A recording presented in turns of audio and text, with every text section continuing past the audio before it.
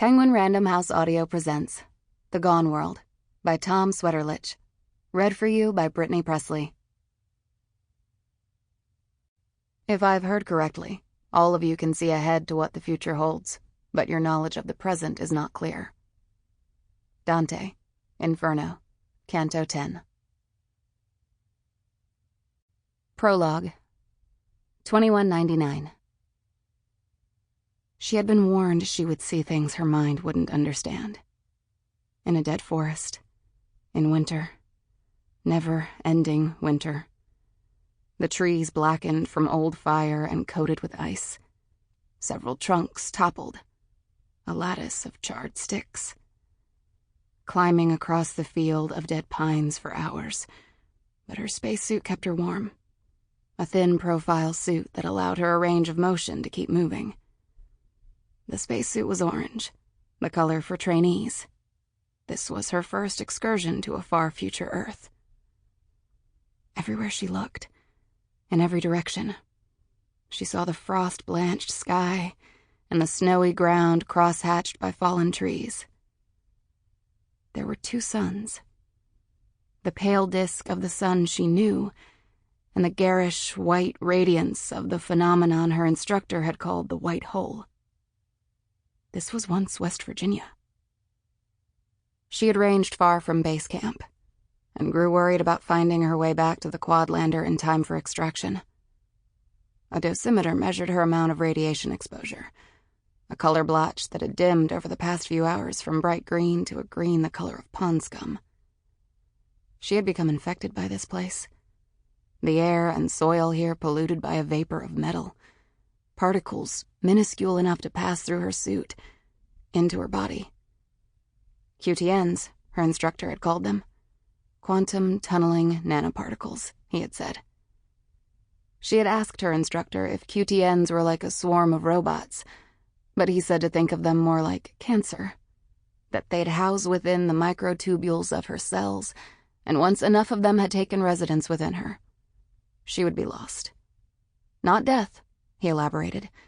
Not exactly. He told her that she would see what QTNs do with human bodies, but that her intuition might reject what she was seeing, that she might be filled with revulsion, that she might feel a violent need to unsee. One of the burnt trees still stood, a barren pine whitened by a skin of ash, and when she passed the burnt white tree, the landscape changed around her. She was still in the forest, in winter, but the trees were no longer burned, fallen. The pines were lush now, green though snow-covered. Ice bent the boughs of distant pines vague through the scrim of snow. How did I get here? She looked behind her. No tracks, not even her own. I'm lost. She pushed through branches and needles, exhausted from the effort of lifting her steps from the drifts. She passed another burnt white tree, identical to the first she had seen. Dead, its ashen branches skeletal. Or was it the same tree she had passed? I'm turned around, she thought. Clambering over roots and stones, sliding down snow, trying to find something familiar, some land feature she could recognize. She pushed through a gap between pines and came to a clearing, to the shore of a black river. She screamed when she saw the crucified woman. The woman had been crucified upside down, but there was no cross. She was suspended midair, hovering above the black water. Fire burned at her wrists, her ankles. The woman's rib cage was stretched, protruding. Her body diminished, thinned to the point of starvation. Her legs were striated black with gangrene. Her face was livid, purple, a pooling of blood, and her hair, pale blonde, dangled low enough to touch the surface of the water. She recognized herself as the crucified woman, and she fell to her knees on the shore of the Black River. A trick of the QTNs, she thought. It was repugnant, this absurdity. They're inside me, making me see these things. Panic lurched within her at the thought of QTNs accumulating in her cells, her brain, But even so, she realized this was no hallucination, that the crucified woman was real as she was, as real as the river and the ice and trees. She thought to cut the woman down, but was horrified to touch her.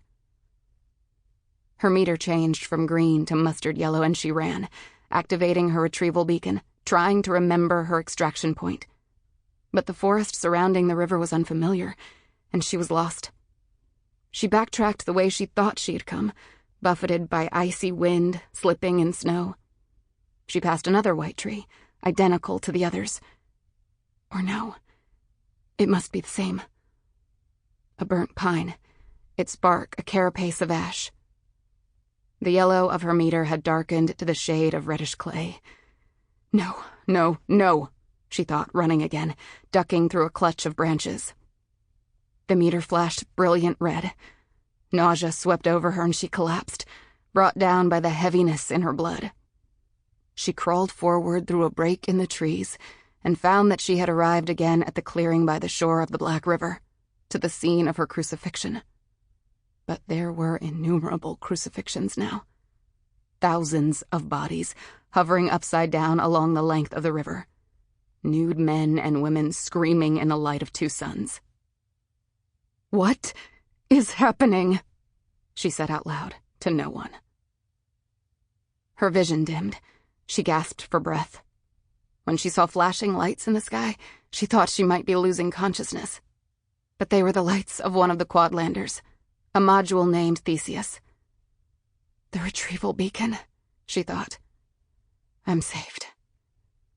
The quadlander bounced in the clearing before settling onto the ice. "Here," she said, her voice weak. She tried to scream. "I'm over here." Two men in slim olive spacesuits worn by the Navy scrambled out of the hatch, and she saw them approach the river. "I'm here," she said. But the men were too far away to hear her. She tried to crawl from the tree line. She wanted to run to them, but she lacked the strength to stand. She saw the two men wade into the river, hip deep, and saw them pull the crucified woman from the air, cradle her. They wrapped the woman in heavy blankets. "No, I'm here.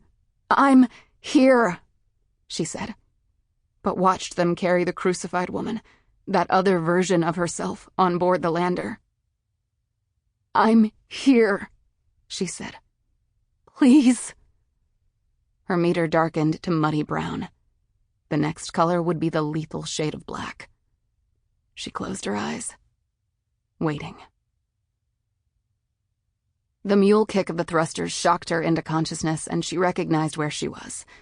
She was in one of the quadlander's pods, she realized, her wrists and ankles strapped to the cot, her head and neck secured in a padded block.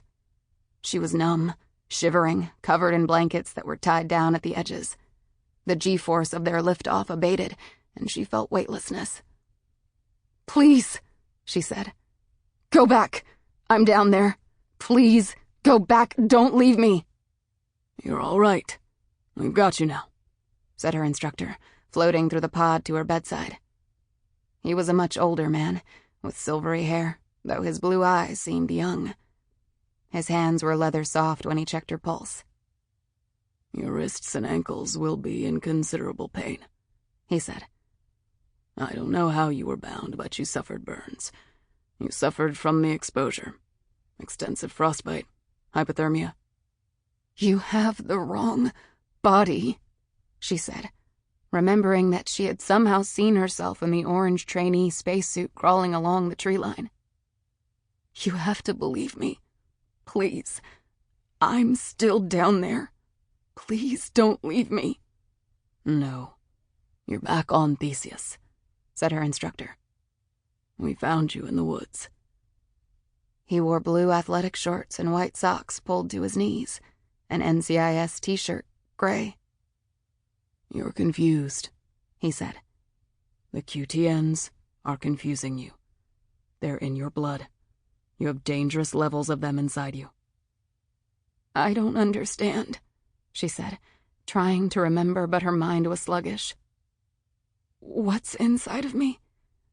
I don't know what QTNs are." Her teeth shattered, her body shook. Sample complete. Ready to continue?